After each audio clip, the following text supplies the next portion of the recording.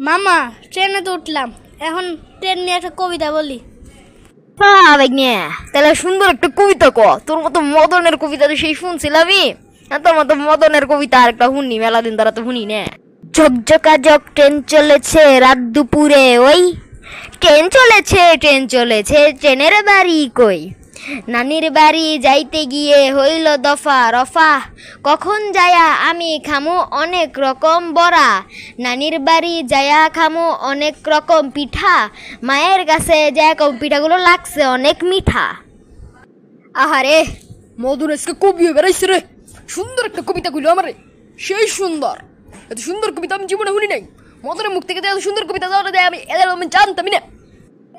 মামা এত সুন্দর কবিতা বললাম, তাও তুমি আমার মদন বললা। আচ্ছা যা, তুই আর মদন না, তুই এখন থেকে মদেন্দ্রনাথ ঠাকুর। সবাই না, আমরা এত কষ্ট করে ভিডিও বানাই, একটা ভিডিও বানাইতে 2 দিনের মতো লাগে। একটা মিশা কথা কইলাম ঠিকই, 1.5 দিনের মতো লাগে। তাও তোর বন্ধুরা ঠিকই আমাকে ভিডিওটা সাবস্ক্রাইব করে না। তেমন তাকে কি করা উচিত তুই কসে?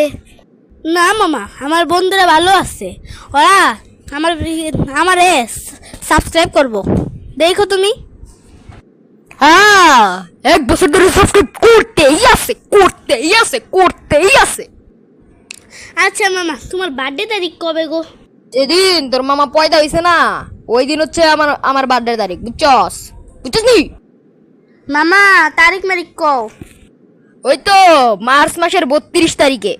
থুকু মাস মাসে 4 তারিখে। মামা ঘুম ধরতেছে, এখন ঘুমাই। আমারও ঘুমই ধরতাছে, ঘুমাই গেলা। A few moments later. মামা দীর্ঘ 570 বছর পর ঘুম থেকে উঠলাম, এখনো ট্রেন যা পৌঁছায় নাই। হপ মদন, কত সুন্দর ঘুমাইতেছিলাম, তুই আমার ঘুমটা ভেঙে লাইলি। তুই কি কস বেটা, 570 বছর, আর 570 বছরের 0% হয় নাই, তুই আবার 570 বছর কস? কেবল 1 ঘন্টা হয়েছে, তুই আমার 570 বছর কেন? একটা থাপ্পড় দিয়ে ঘুরে এলাম, গয়ে দিলাম। মামা আমি তো তোমার হাসানোর লইগা কইছি। আচ্ছা যাই হোক। আচ্ছা মামা, মোবাইলটা দাও একটু দেখি।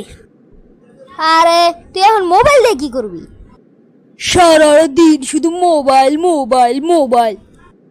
মামা দাও না একটু দেখি। আচ্ছা দাঁড়া, দিতাছি মোবাইলটা। আয় হায়, আমার মোবাইলটা কই? खत्म। Bye bye, tata, good bye, गया।